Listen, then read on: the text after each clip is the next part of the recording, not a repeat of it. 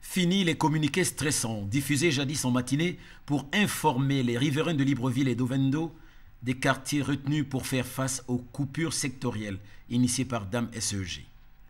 Ces communiqués stressants donc ont laissé la place à la déclaration des autorités de la Société d'énergie et d'eau du Gabon. Déclaration allant dans le sens de rassurer les populations de ce que les différentes nuits cauchemardesques laisseront progressivement la place au sommeil doux et paisible. La rapidité avec laquelle une solution a été proposée à ce problème participe de la volonté du président Ali Bongo Ondimba de coller à sa vision, garantir aux Gabonais un minimum appréciable.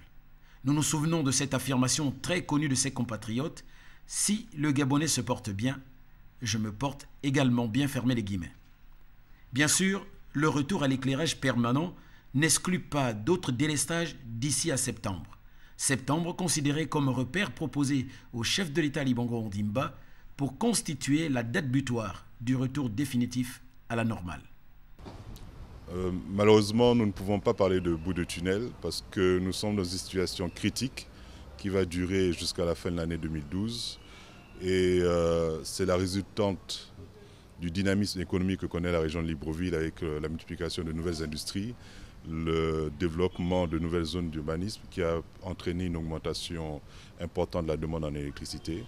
Le gouvernement de la République a pris des initiatives qui consistent premièrement à la réorganisation du réseau de transport de la région de Libreville et en la diversification des moyens de production avec une nouvelle centrale thermique à Lenakiri.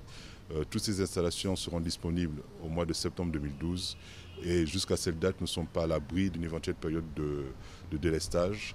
Mais à partir de septembre, nous pensons que cela sera un lointain souvenir pour les populations gabonaises.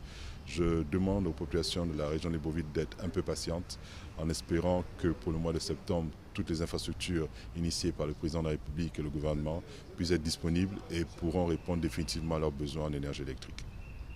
L'énergie, signalons-le, est, avec la route, le nécessaire itinéraire pour l'accès de notre pays au développement.